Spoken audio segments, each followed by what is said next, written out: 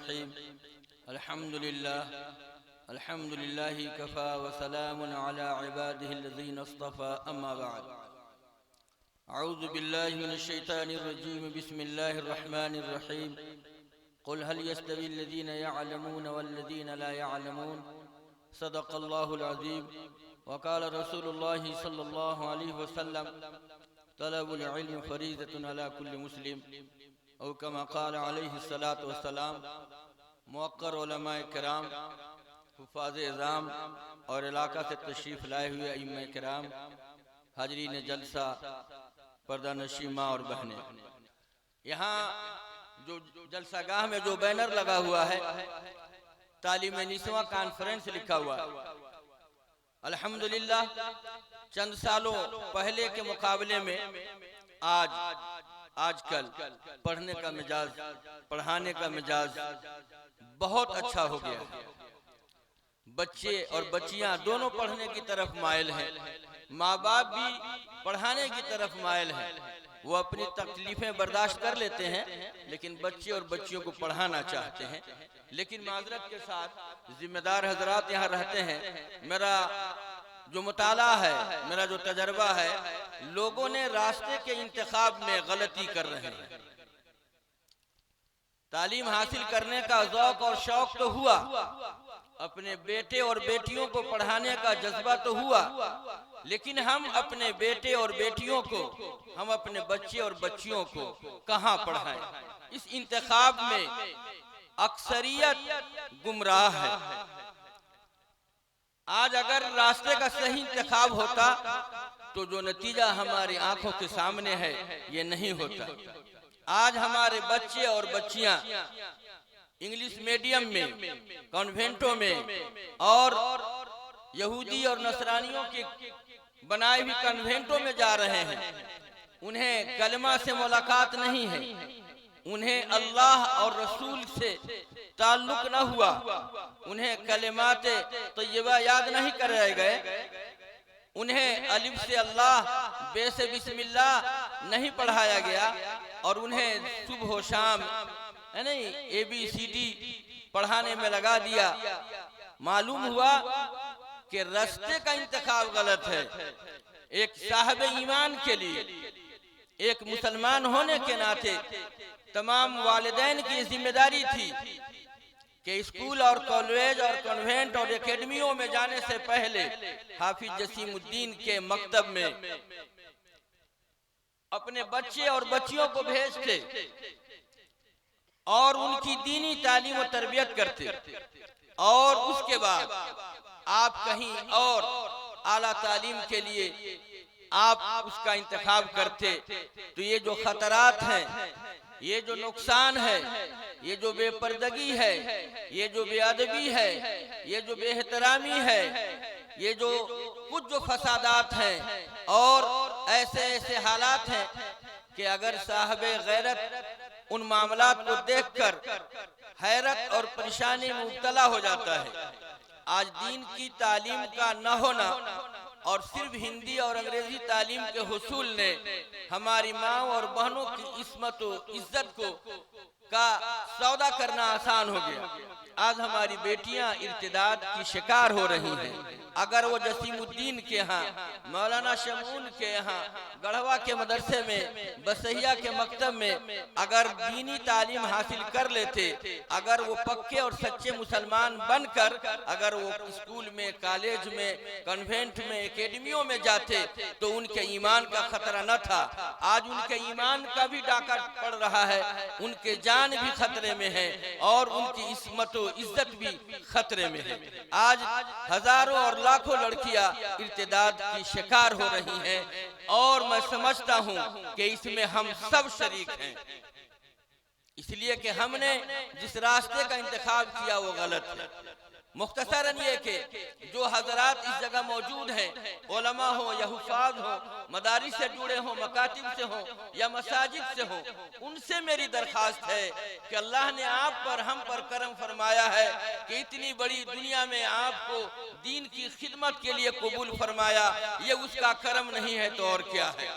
ये उसका एहसान है कि आपको मस्जिद आबाद करने के लिए, मकतब में बच्चे और बच्चियों को कलमा सिखाने के लिए और 5 वक्त नमाज पढ़ने के लिए और पढ़ाने के लिए आपका इंतखाब किया। वरना बहुत सारे लोग हैं जिनका इंतखाब अल्लाह चाहे तो कर सकते थे। इसलिए हम मायूसी के शिकार न हो, बल्कि हम अल्लाह का शुक्र अदा करें कि उसने हमें मस्जिदों वाला बनाया है, उसने हमें सुबह शाम कुरान की तिलावत वाला बनाया है, ऐसी किताब जो अब्दुलाबाद तक रहने वाली है। इसलिए हम एहसास कमतरी के शिकार न हो, बल्कि हम फरहा व शादा रहें और कौम मिल्लत की खिदमत के लिए अपनी कोशिश को तेज से तेज तर करें। आप पूरी गहराई और गिराई के साथ उम्मत के हालात का मुताला करें और उसके लिए हालात के मुताबिक लड़ने के लिए और उन इर्तिदाद की हवाओं का रुख मोड़ने के लिए ये काम किसी कॉलेज के मास्टर और डॉक्टर से नहीं होगा। मैं कहता हूँ किसी पीएम और सीएम और डीएम से नहीं होगा, जो एक दर्दमंद दिल रखने वाला मौलवी और इमाम कर सकता है। इसलिए मेरे दोस्तों, एक बात तो यही कि हम आवाम के अंदर इस बात को फैलाएं कि पढ़ना और पढ़ाना बहुत अच्छी चीज है, लेकिन पढ़ने और पढ़ाने में पहले मरहले में हम मदारिस और मसाजिद और मकातिब का ख्याल करें। दीनी तालीम और तरबियत पहली फुर्सत में हम अपने माँ बहन बीवी बच्चे सबको दें और दिलाएं। ये निजात का रास्ता है। वरना जिस तरह से आप देखें कंधे में और बगल में और बदन पे बैग डाले हुए चले जा रहे हैं, न सरों पे दुपट्टा है, न बदन पे मुनासिब कपड़ा है, न उनके पास कोई शर्म है, न हया है, न उसके पास इस्लाम है, न उसके पास ईमान है, न उसके पास बड़ों का अदब व एहतराम है, और वो मजबूर है। इसलिए कि जिस कॉन्वेंट और एकेडमी में जाया जाता है वहाँ ईमान की बात नहीं होगी, वहाँ वजू के फराइज गुस्ल के मसाइल बयान किए ही नहीं जा सकते हैं, बल्कि हमारे आका सल्लल्लाहु अलैहि वसल्लम के खिलाफ नाज़ेबा कलिमात कहे जाते हैं और उनके शान के खिलाफ बातें की जाती हैं। तो एक तो यही कि हम तमाम असातिज़ा से, तमाम इमाम किराम से, मसाजिद वाले से, मदारिस वाले से, मकातिब वाले से और वालिदैन से मेरी दरखास्त है कि हम पहली फुर्सत में अपने छोटे बच्चे और बच्चियों को मकातिब में भेजें, उनको कुरान की तालीम दें, दीन की तालीम दें। तो एक तो गलत फहमी है कि पढ़ने पढ़ाने का मिजाज हुआ, लेकिन रुख गलत हो गया। जिस रुख पे हम अपनी तालीम को जारी रखा है उससे फलाह बहबूदी की उम्मीद और मिल्लत के फायदे की उम्मीद रखना अबस और बेकार है। दूसरी चीज, एक रुझान जो हमारे कौम मिल्लत में हुआ है कि हमने तालीम को माश से जोड़ दिया है। ये भी गलती है। हम ये समझते हैं और इस समझ करके पढ़ने लगे हैं और पढ़ाने लगे हैं, और इसका गमाज ये है कि हम मकातिब और मदारिस की तरफ इसलिए भी कदम नहीं बढ़ाते कि मदारिस में तनख्वाह क्या मिलेगी, मदारिस में हमारे बच्चे पढ़ के क्या बनेंगे, खाता चिमनपुर के इमाम बनेंगे, समून मौलाना के गुलाम बनेंगे, वो क्या करेंगे। मेरे दोस्तों और बुजुर्गों, ये गलत फहमी नहीं, ये जुल्म है। माश के लिए तालीम हासिल करना ये गुनाह है, गुनाह। रिस्क की जमानत तो अल्लाह तबारक व तआला ने लिया है। पढ़े लिखों की तादाद कितनी है किसी भी मुआशरे में, किसी गांव में, किसी मजहब, किसी धर्म में? कौन भूखे है? सबको अल्लाह खिला रहा है। मालूम हुआ कि पढ़ने वाला खाएगा, जो नहीं पढ़ा हुआ भूखे रहेगा, ऐसा नहीं है। बल्कि आज के जमाने में तो जिसको अंगूठा भी सही से नहीं लगाने आता कि दाया लगाए कि बाया लगाए, वो करोड़पति बना हुआ है, कार बंगले में घूम रहा है। मालूम हुआ कि माश का तस्करा और रिस्क की जमानत अल्लाह तबारक व तआला ने हुसूल इल्म पर नहीं रखा है कि कोई पढ़ेगा तो वही खाएगा, वही बढ़ेगा, ऐसा कुछ नहीं है। लेकिन हमारे मुआशरे में यह खराबी पैदा हो गई है। लोग स्कूल में भागे जा रहे हैं, कॉलेज में भागे जा रहे हैं कि मास्टर बनेंगे, डॉक्टर बनेंगे, और बड़ी बड़ी डिग्रियां लिए हुए लोग घास छील रहे हैं। लेकिन आप किसी मकतब के पढ़े हुए, किसी मदरसे के पढ़े हुए को आप नाकाम फिरते हुए नहीं देखेंगे। अल्लाह तबारक व तआला ने इस मेहनत करने वाले के रिस्क की जमानत बड़ी अच्छी रखी है। आप बड़े बड़े डॉक्टरों को, बड़े बड़े मास्टरों को और बड़े बड़े कार बंगला वाले को आप देखेंगे कि आखिर जिंदगी के आखिर मरहले में एड़िया रगड़ रगड़ के मर गए हैं, एक गिलास पानी और एक रोटी के लिए तरस तरस कर तड़प तड़प के मर गए। लेकिन इस लाइन से काम करने वाले के लिए ये बशारत है कि अल्लाह तबारक व तआला ने ज्यादा खा लेने की बुनियाद पर मौत तो आके हो गई है, लेकिन किसी आलिम की मौत भूखे रहने की वजह से नहीं हुई। तो दूसरी गलती ये है कि हमने ये सोचा है कि मदरसे में पढ़ेंगे तो बच्चे क्या कमाएंगे, क्या खाएंगे, स्कूल में जाएंगे, कॉलेज में जाएंगे तो बड़ी डिग्री होगी, बड़ी नौकरी होगी, बड़े रुपये और पैसे होंगे। लेकिन आपको नहीं मालूम कि स्कूल में पढ़ने वाले, कॉलेज में पढ़ने वाले आज ईमान का सौदा कर रहे हैं। अभी किसी साहब ने बयान किया, वसीम रिजवी का तस्करा किया था कि वसीम रिजवी कितना बड़ा जानकार और फनकार था। आज जो है कुरान को बदलने की कोशिश किया, इसमें 16 सूरतें 18 सूरतें वो हैं जो इस्लाम और जो है दूसरे धर्म के खिलाफ अपमानजनक है, उसको बदल दिया जाए। अल्लाह की गैरत को जोश आया और वसीम रिजवी ही को बदल दिया कि न खुदा ही मिला, न वैसाल सनम, न इधर के रहे न उधर के रहे, न वो मुसलमान रहे न वो धोती प्रसाद रहे। इससे बड़ी क्या सजा हो सकती है कि जीते जी आज है नहीं वो नर्क और जहन्नम में है। तो मेरे दोस्तों, दूसरी बात मैंने ये बात आई। तीसरी बात, एक आध बात रहनुमाई जलसे के एतबार से करके मैं हट जाता हूँ। मैंने हज़रत मौलाना अमानुल्लाह साहब से दरखास्त की है, मेरी ख्वाहिश है कि हज़रत दुआ फरमाएंगे।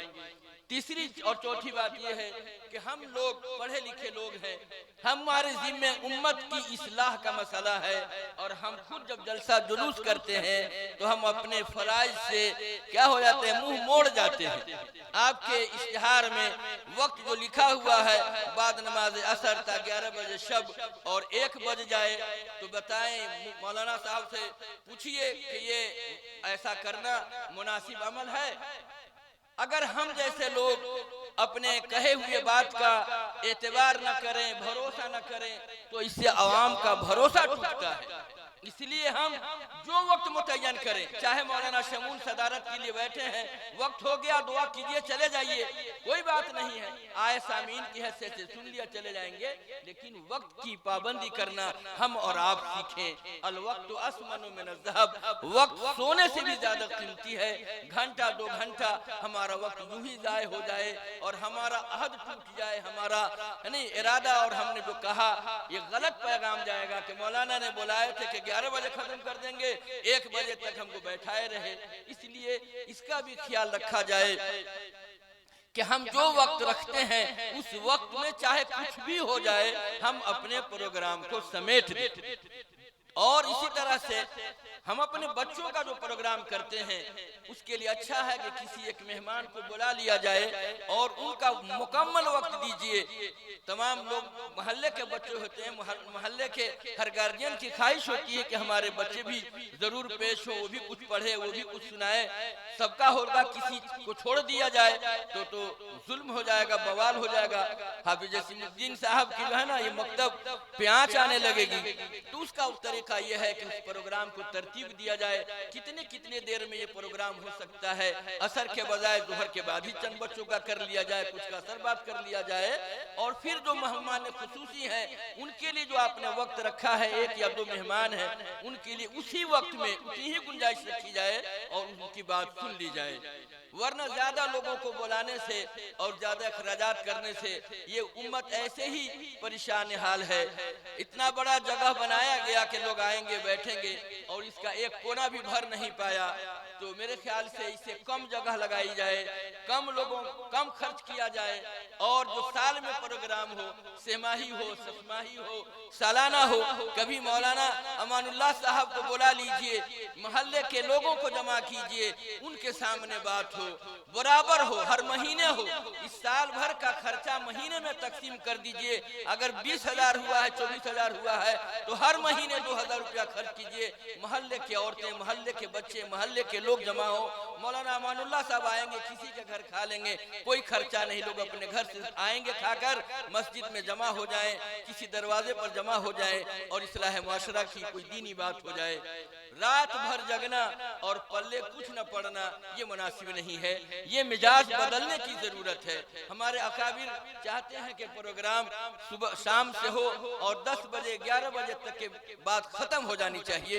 रात भर जगना और जगाना ये मुनासिब नहीं है, इसलिए अगली मर्तबा से प्रोग्राम किया जाए और जो वक्त तय किया जाए उसमें सोना भी। आका सल्लल्लाहु अलैहि वसल्लम ने फरमाया कि आपके बदन पर आपकी बीवी का भी हक है, आपके आंख का हक है, आपके बदन का हक है। आदमी जबरदस्ती आंख खोल खोल कर देखे, कान में उंगली लगा लगा करके देखे, कान के पल्ले क्या गया, आंख के रास्ते क्या गया, कुछ खबर नहीं चलेगा कि क्या हुआ, क्या कहा गया, क्या सुना गया। इसलिए मेरी राय यह है कि बच्चों के प्रोग्राम के साथ 1-2 आदमी को बुलाया जाए और 10 बजे तक मगरिब तक बच्चों का प्रोग्राम हो जाए। मगरिब के बाद एक आलिम की बात हो जाए, अगर मौका है तो ऐशा की नमाज वक्त पर हो, अजान हो, जमात से नमाज हो।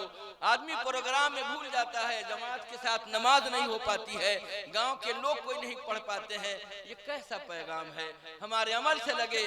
हाँ, आपने सुना होगा कि यहाँ क्या नाम है इसका, इससे पहले जो अमेरिका का राष्ट्रपति था, हाँ बराक ओबामा, वो अरब में पहुंचा और जैसे ही अजान हुई, इतना बड़ा हीरो सुपर पावर वाला है, लेकिन इससे भी बड़ा सुपर पावर हमारे नजदीक हमारा आका, हमारा खालिक, हमारा मालिक अल्लाह है। जैसे ही उसकी अल्लाहु अकबर की सदा लगी, कहा कि ओबामा साहब आप आराम फरमाइए, मेरा बुलाने वाला बुला रहा है। ये है इस्लाम का पैगाम, ये है ईमान का पैगाम, ये है अल्लाह की बड़ाई का पैगाम। तो मगरिब से पहले हो, ऐशा के वक्त अज़ान हो जाए, ऐशा के वक्त नमाज हो जाए, नमाज के बाद किसी और की बात हो, दुआ हो जाए, 10 बजे तक सारा काम खत्म हो जाए, सोया जाए, फजर की नमाज जमात से पढ़ी जाए। तो इस तरह से ये प्रोग्राम अगर होता है तो मेरे ख्याल से शरीक होने वाले को भी तकलीफ नहीं है। हज़रत मौलाना ने बताया कि 200 किलोमीटर से हम आए हैं, हमारे बदन का क्या हाल होगा, और बेचारे बैठे रहे 1 बजे तक, इनको आराम न हो, फिर कल सुबह इनको लौटना हो तो फिर 200 किलोमीटर जाना है। इनके आराम का भी ख्याल रखना चाहिए। इसलिए मेरी राय ये है कि हर जगह जो प्रोग्राम होता है इसमें बड़ी बेउसूली होती है। हम सबको उसूल का पाबंद होना चाहिए, वक्त का पाबंद होना चाहिए और मुख्तसर गुफ्तगू होनी चाहिए और उस पर अमल की कोशिश होनी चाहिए, इखलास के साथ काम होना चाहिए। खुसूसन ये आवाम तो गार्जियन के एतबार से बच्चे बच्चियों का पैगाम लेकर के जाएं कि पहली फुर्सत में हम अपने बच्चे और बच्चियों को दीनी तालीम देंगे। और जो जिम्मेदार हजरात हैं, आलिम उलमा हैं, हुफाज हैं, इमाम हैं, उनसे मेरी दरखास्त है कि इखलास के साथ आप अपने काम में लगे रहें और रोजाना सोने के वक्त आप ये फिक्र करें कि मेरी उम्मत जिस बदहाली में की शिकार है, इलाहुल आलमीन इसका कोई रास्ता कैसे हो, कैसे हमारे माशरे के बच्चे और बच्चियां दीनदार हो जाए, कैसे इर्तिदाद की हवाएं खत्म हो जाए, ईमान से उनका ताल्लुक हो जाए, आका सल्लल्लाहु अलैहि वसल्लम की रिसालत पर ईमान हो जाए, आखिरत पर हमारा ईमान और भरोसा हो जाए, हम दुनिया में भी कामयाब हो और आखिरत में भी हम कामयाब हो जाए। इसकी फिक्र करना और इखलास के साथ करना ये हमारी और आपकी जिम्मेदारी है। ये चंद कलिमात मैंने कहा। अल्लाह तबारक व तआला से दुआ है कि अल्लाह तबारक व तआला हमें भी और आपको भी और हर माँ बाप को और हर गार्जियन को और हर असातिज़ा को इसकी तौफीक नसीब फरमाए कि उम्मत की फिक्र करें, उनके अंदर इत्तेहाद इत्तेफाक पैदा करने की और उनके दिलों में ईमान की और इस्लाम की और यकीन की के नूर से उनके सीनों को मुनव्वर फरमाने की। हम सबको जितना भी बर्दाश्त करने के लिए अल्लाह ने तहम्मुल का दिया है और जितना मौका दिया है, सब आदमी की जो खिदमत है वो काबिले कद्र है। अल्लाह हज़रत हाफिज जसीमुद्दीन साहब की उम्र दराज फरमाए, उनकी मेहनत को हर तरह के शुरफतन से उनके मकतब की हिफाजत फरमाए और ये आइडियल बने और इनके बच्चे और बच्चियां जो इनके ज़ेर साया हैं, अल्लाह तबारक व तआला सबको दीन का दाई और दीन का शहदाई बनाए, वालिदैन के लिए आखिरत का ज़ख़ीरा बना दे, उनके लिए दुआएं करने वाला बना दे। व आखिरु दावाना अनिल हम्दुलिल्लाहि रब्बिल आलमीन। मौलाना अमानुल्लाह साहब आए और दुआ फरमा।